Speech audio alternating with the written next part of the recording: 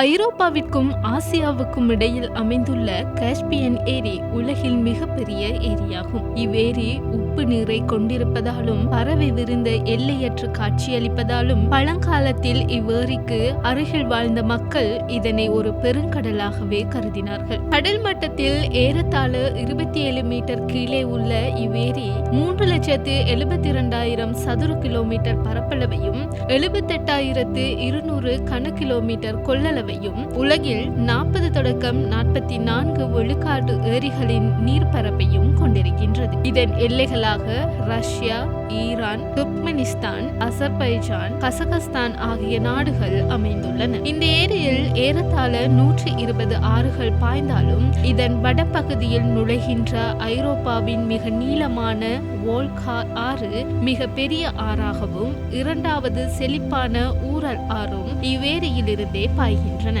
இவ்வேரியானது 3 கோடி ஆண்டுகளுக்கு முன் தோன்றியது எனவும் முழுவதுமாக நிலத்தால் சூழப்பட்டதாகவும் 55 லட்சம் ஆண்டுகளுக்கு முன்னால் மாறியது எனவும் அறிவியல் அறிஞர்கள் கருதுகின்றனர். இவ்வேரியின் அதிகபட்ச ஆழம் 1025 மீட்டராகவும் ஏரியில் உள்ள நீரானது 1.2 விழுக்காடு உப்பு தன்மையை கொண்டதால் இது ஆழ்கடலின் உவர்ப்பில் ஏறக்குறைய 1/3 பங்கு கொண்டுள்ளது. இவ்வேரியில் வாழும் ஸ்ட்ரஜியோன் என்னும் மீனினம் சினியே கவியார் என்ற பிரபல உணவு வகையாக அதிக விலைக்கு விற்கப்படுகிறது. மேலும் இவ்வகை மீன்கள் அதிகளவில் பிடிக்கப்படுவதால் அவ்வினம் அரிதாகி வருகிறது. எனவே அறிவியலாளர்கள் அதிகளவில் மீன் பிடிப்பை தடுத்து அம்மீனினத்தை பழைய எண்ணிக்கைக்கு கொண்டு வர முயற்சி செய்து வருகின்றனர். காஸ்பியன் ஏரியின் வடக்கு பகுதியில் பல சிறிய தீவுகள் காணப்படுகின்றன. இத்தீவுகளின் நிலப்பரப்பு ஏறத்தாழ 770 சதுர கிலோமீட்டர் ஆகும். இந்த தீவுகள்